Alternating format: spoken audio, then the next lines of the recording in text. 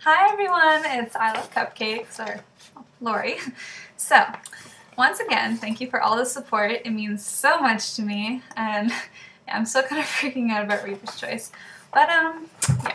So, someone flagged Chapter 6 as inappropriate because I used a bad word. So, I changed that word and republished it, but it's still not, working. So, if it's ever happened to you guys, and if it takes, a certain amount of time to, change back, or if maybe you have to, contact Miss Literati or something, then can you please let me know, because it'd mean, a lot to me, just because I really don't know what to do, because it's never happened to me before. But, I just don't understand why it was flagged as inappropriate, because a lot of other stories, talk about much more inappropriate things and use much more language because I used a word. So, and it wasn't bullying anyone, any users, it was bullying one of my characters.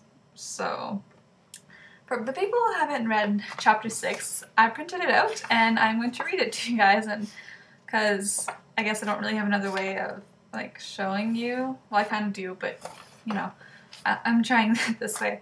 So, here it goes. Monday morning. I stood there in regret as I watched Missy picking on a boy in our grade. Tanya and Cassie standing by her side with huge mocking grins on their faces. I was standing with the crowd a little further. I wanted to stop her, but if I did, I would be in a lot of trouble with Missy. She hates it when I try to stop her. "What you doing there, Corey?" Missy asked teasingly. Corey blushed and looked the other way. I noticed Missy's hand reaching for the notebook that Corey had been writing in before our arrival. He tried to take it back from her, but she simply pushed him away. More and more people started to arrive, watching the little show that Missy was putting on. "You write songs? Let's take a look, shall we?" she said with an evil look on her face. Corey shook his head in disapproval, begging her not to read them. My stomach was suddenly invaded by a herd of elephants, all skipping rope. "You're not the one for me, but baby, can't you see? I want you so badly. Your smiles makes my heart melt. My heart beat fast. Sorry. I hope this feeling lasts forever. Your eyes twinkle when you laugh. They shine brighter than the stars at night. Jess will be my star forever," Missy read loudly, making sure everybody could hear her. I noticed Corey looking at me from the corner of his eye. He seemed embarrassed. When our eyes met, he blushed and looked away quickly. "Aw, how sweet. Corey has a little crush," Missy said in a baby voice. Everybody started to laugh. "Good luck with the two of you," she added, as if she were saying, "You don't have a chance." She shoved the book back into Corey's arms. She started to walk away, and Tanya and Cassie followed quickly, leaving me behind on the scene of the crime. I looked at Corey, who looked embarrassed and out of place. People were still looking at him and giving him dirty looks. I decided to walk over and talk to him. "I'm sorry about them. They're probably just jealous they can't write like you can. The song was really good, really sweet and sincere. I'm sure this Jess would love it," I said with a sweet smile. He blushed and flashed the smallest smiles. Corey seemed to be shy and sweet. I don't know him very well. He's in a couple of my classes, but we never really seemed to talk. Don't get me wrong, he seemed nice and a great person to talk to, very smart and polite, but Missy would never let me talk to someone less popular by choice.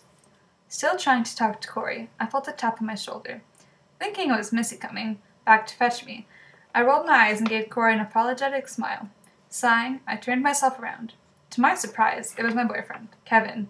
I would have expected him to be at one of his many sports practices, since he's always playing something. The school has a policy of playing more than one sport at once, but they made an exception for Kevin, since he's so talented in everything. All the coaches want him on their team.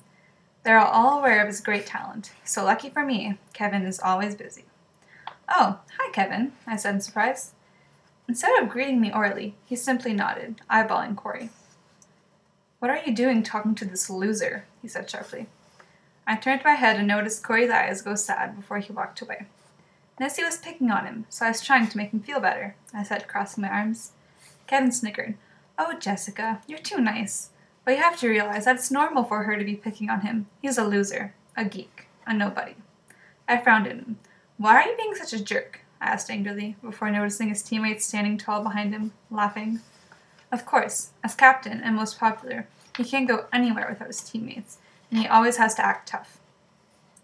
He stepped forward and wrapped his arms around my waist, obviously trying to look like a total charmer and ladies' man. "Come on, babe. I hate it when he calls me that. Don't be like this." I pushed him away with all my strength. He had a strong grip, but it was enough to get him to let go. Like what? I don't know. Immature, he said, shrugging. My jaw dropped. Well, I am, I said before walking off, the sound of my heels ringing loudly in my ears. I hate how Missy makes me wear these stupid, good-for-nothing shoes. I heard the oohs and the burns of his teammates.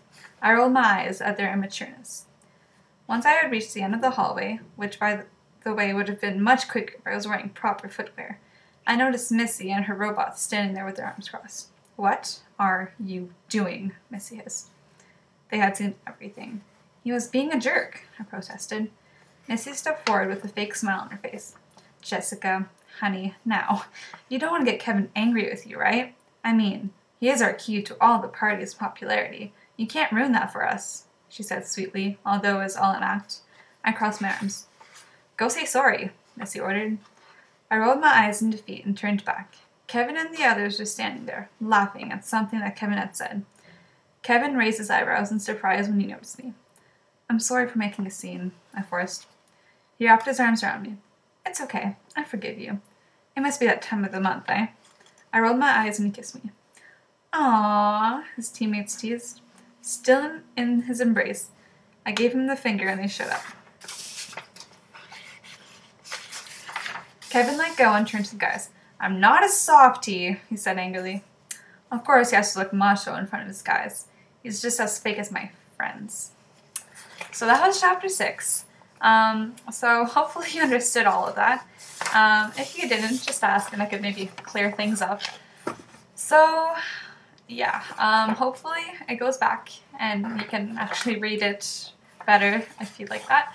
But yeah, so if you know how to get it back on, then please let me know. It would mean so much to me just because I have no idea what I'm doing. So thank you so much, guys. Love you all. Bye.